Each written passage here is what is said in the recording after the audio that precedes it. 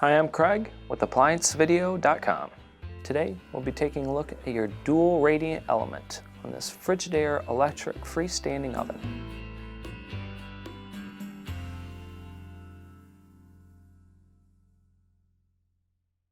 Stop. Before beginning any repair, always be sure to disconnect the power to the appliance.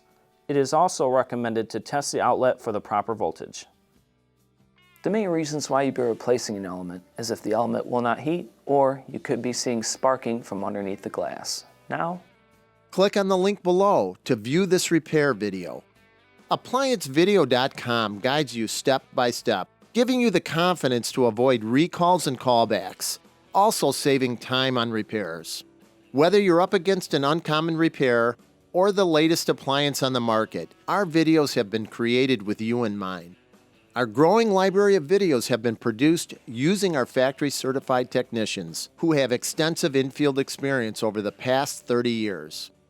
ApplianceVideo.com provides high-quality repair videos that anyone can follow, regardless of their skill level. We are here to help.